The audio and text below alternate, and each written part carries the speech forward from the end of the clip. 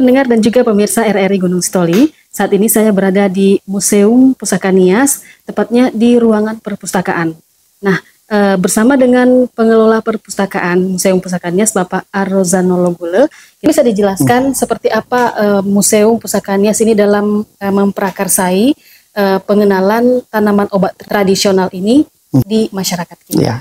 Sebelum kita membudidayakan obat tradisional itu di lingkungan museum, tentu kita panggil dulu narasumbernya dari orang-orang yang sudah ahli dengan obat tradisional. Dari USU Medan, Profesor Dr. Ajalanelo, ahli farmakologi. Jadi pada saat itu diseminarkan dulu, mereka tampilkan semua pengalaman-pengalaman mereka tentang obat tradisional itu. Kurang lebih 249 tanaman obat itu, dan baru museum membudidayakan di lingkungan museum ini satu persatu.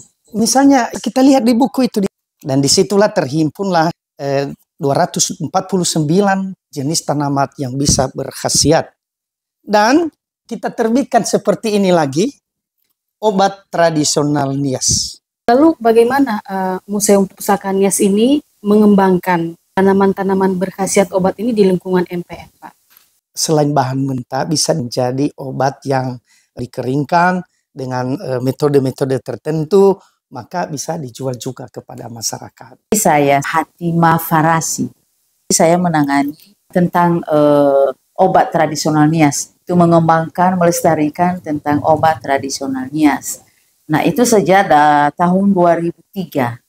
Nah, 2004 kami diutus ke PT Martina Berto Jakarta untuk lebih belajar lagi bagaimana itu obat-obat tradisional Nias itu, bagaimana dia dikemas bisa menjadi minuman instan. Apa nama obatnya, bagaimana manfaatnya, bagaimana cara meramunya, begitu.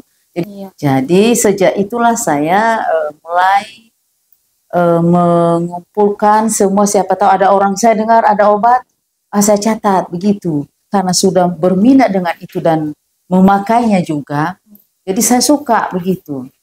Sudah saya rasakanlah manfaatnya begitu. Nah, ada 3 jenis obat yang sudah kita buat dalam bentuk sederhana. Ini dia salah satunya kunyit. Satu lagi sebenarnya temulawak, tetapi kebetulan tidak ada contoh ya. Nah, hanya 3 dulu yang sudah kita kemas jadi minuman sehat.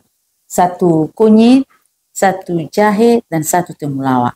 Bagi warga masyarakat, dengan mencintai tanaman obat tradisional, selain untuk melestarikan tanaman, memperindah lingkungan, juga mendatangkan manfaat bagi kita. Itu sebabnya kita harus terus memperkenalkannya. Dan jika memungkinkan, mari bersama-sama menanamnya di lingkungan masing-masing. Dari Gunung Sitoli, Ida Rahmi Tawambanua, Pro 3 RRI, terus mengudara untuk Indonesia.